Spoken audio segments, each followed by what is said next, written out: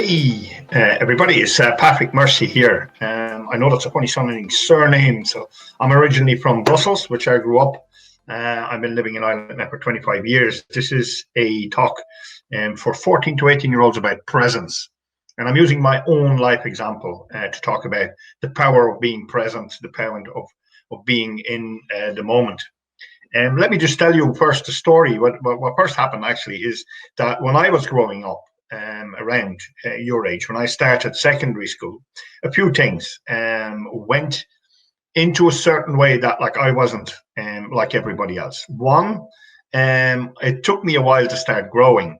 So that's okay until you're 11, 12, 13. But when you start getting to 14, 15, you all of a sudden become the smallest of the class, and the smallest of the class by a big difference. So it took me a while longer to start growing.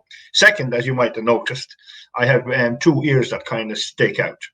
A third thing that happened was I was given a gift, and I was given a gift of a good working brain. So I always had kind of the highest grades in the class.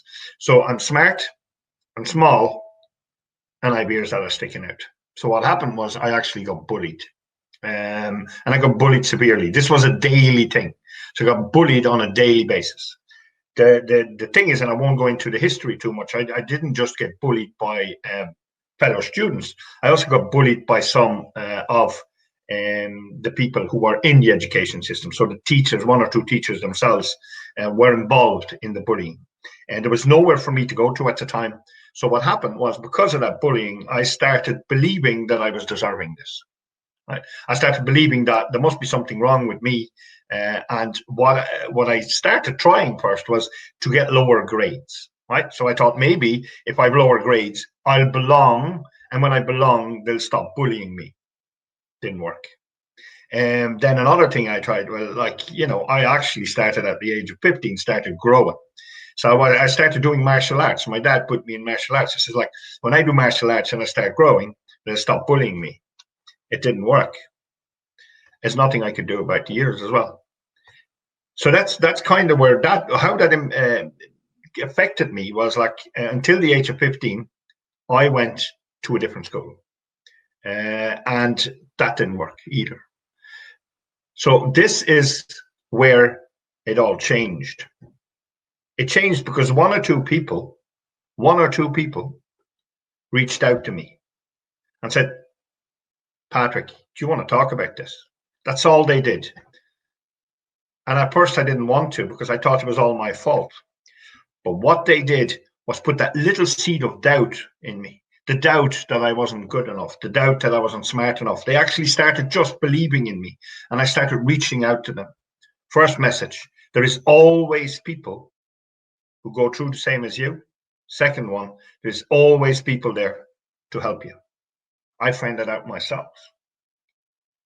And then I started realizing, and I realize now, that when I'm worried about not being good enough, when I'm stressed about maybe thinking I need to be less clever, when I have worries and stresses and anxieties at that time, that those were not mine. The worries, anxieties, and stresses were as a result of other people and me thinking what other people thought about me, and that me thinking that I was the only one who felt this way, and me thinking that it was all my fault. Whereas in fact, all those anxieties and worries and stresses I had lived in the future. So it was like, if I do this, then they will think that. If I behave like this, then other people will like me. And it's all making assumptions about what other people are going to feel, and me being worried about stuff that might happen in the future.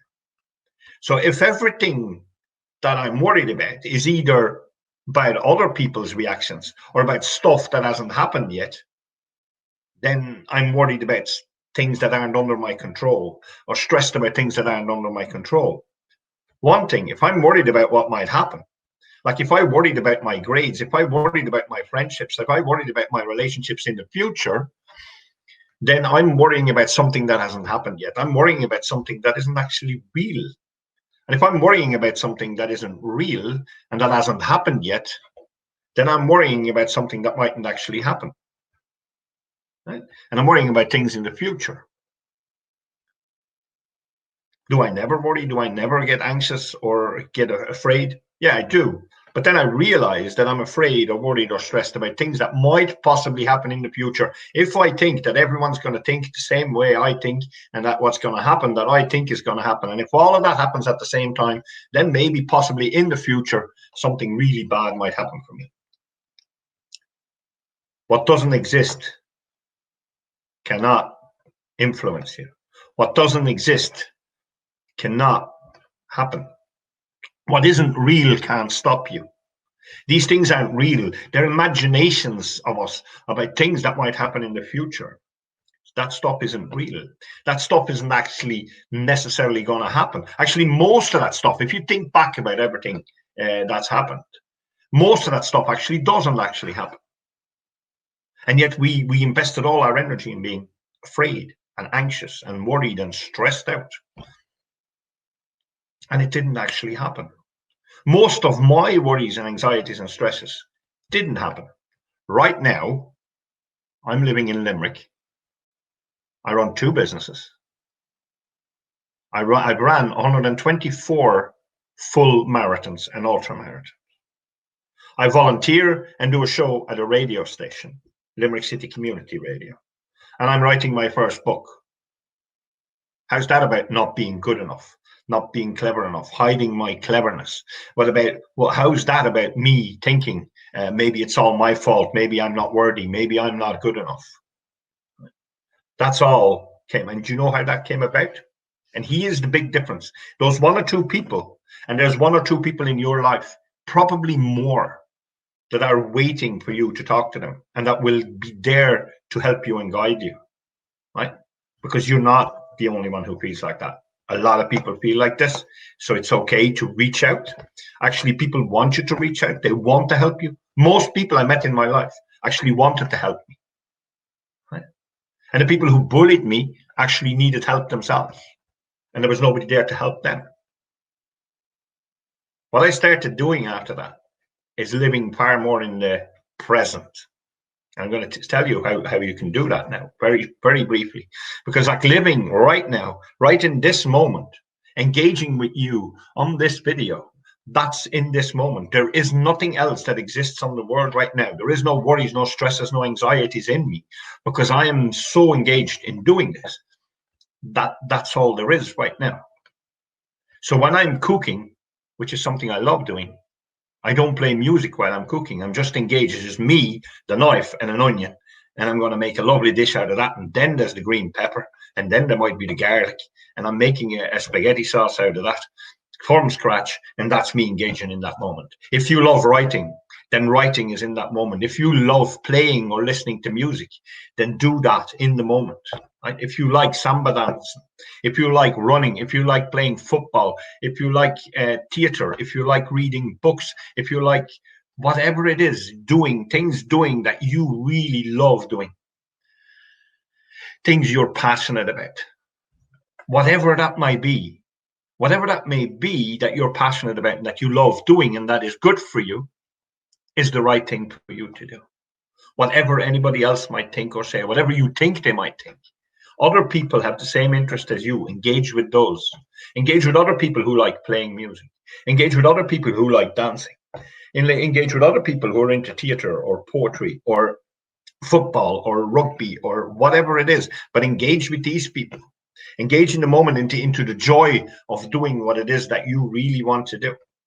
Try out stuff. I tried playing golf and it's not for me. That doesn't mean golf isn't a nice sport. That doesn't mean I failed at golf. It just means I tried it and it wasn't for me. I tried cycling and it wasn't for me. Then I tried running and I never stopped. And that is what I mean. So find that joy, find that love, find that passion, find those things that and just engage with that. And here's 2 tips at the start of each day. And I do this with all my clients as a life coach.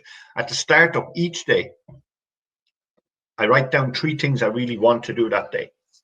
Not have to, not need to, not if I don't do this, stuff will happen. I just write down 3 things that I really want to do that day. And then it's not even important if I do all 3 or I do 5 or I do 1, because at the end of the day, I'm then going to do another list of things. What are the 3 best things that happened to me today? The best things that happened to you today. They can be very small things. They can be someone who paid you a compliment. It can be some new song you heard, some new band you discovered. It could be whatever it is, a certain level you got at in a game, whatever it is. The best thing that happened to you today that really made you feel good. Write down those 3 best things and go back into that feeling, what you felt like at that moment when you did that thing. Do that in the evening before you go to bed. Write down 3 things you want in the morning, you want to do that day. Write down the 3 things, best things that happened to you. That is an easy way for you to start living, engaging, doing stuff right now, right today, just doing stuff. Because when you're doing, less thinking happens. And someone once asked me the question, Alex, but sometimes, Patrick, when I start doing things, I still think. Like when I'm running, I'm still thinking.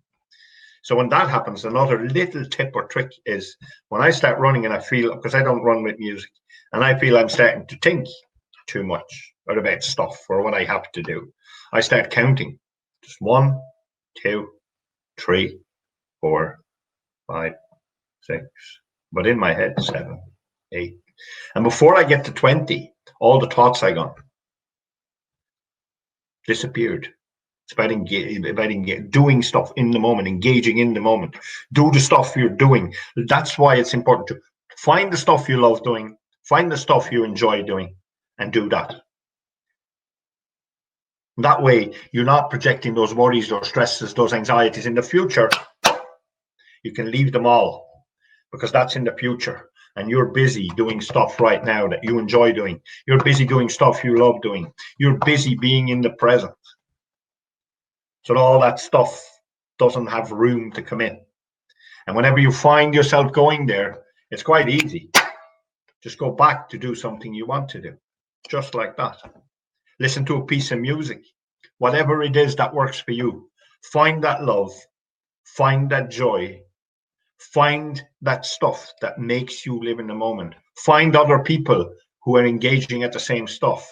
And you too will get rid of your anxieties, worries, and stresses a lot easier. And it's very easy. It's a lot easier to be in joy and love than to be in anxiety and stress. I hope this helped. Have a fantastic day.